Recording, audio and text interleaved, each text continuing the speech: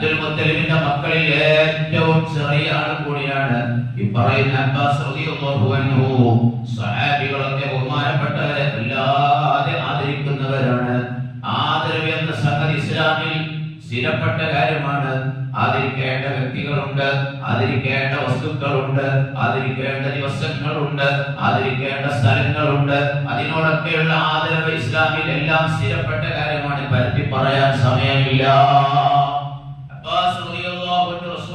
തങ്ങളുടെ പിതൃവ്യൻ അല്ലാഹുവിന്റെ റസൂലിന്റെ കുടുംബം തങ്ങന്മാരാണ്, സയ്യിദന്മാരാണ്. സയ്യിദന്മാരെ ആദരിക്കുക എന്നത്, ബഹുമാനിക്കുക എന്നത്, അവരെ കാണുമ്പോൾ എഴുന്നേറ്റ് ബഹുമാന സൂചകമായി നിൽക്കുക എന്നത് അത് അക്കാലം മുതൽക്കേ ഉള്ളതാണെന്നതിന്റെ വ്യക്തമായ തെളിവാണ്. وكان أصغر أعمامه كان صحابته يعرفون قدره فيبالغونه في تعظيمه. അബ്ബാസ് റളിയല്ലാഹു അൻഹുവിനെ സ്വഹാബികൾ വല്ലാതെ ആദരിക്കുമായിരുന്നു, അതിലറ്റ് ബഹുമാനിക്കുമായിരുന്നു. എന്തിനേറെ വലം യമറ ഖദ്ദു ബിഉമറ വഉസ്മാന റാകിബൈനി ഇല്ലാ നസലാ.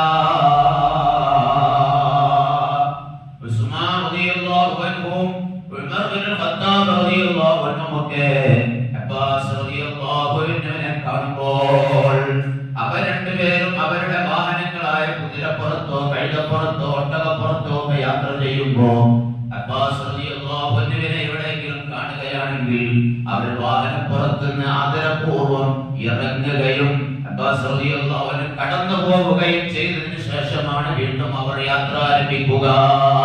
അത്രയ്ക്ക് വലിയ ബഹുമാനമായിരുന്നു അഹ്ലുൽ ബൈത്തിനോട്, സയ്യിദന്മാരോട് ഉമർ റളിയല്ലാഹു അൻഹു കാണിച്ചതും അതേപോലെ ഉസ്മാൻ റളിയല്ലാഹു അൻഹു കാണിച്ചതും മറ്റു മുഴുവൻ സഹാബികളും കാണിച്ചത്.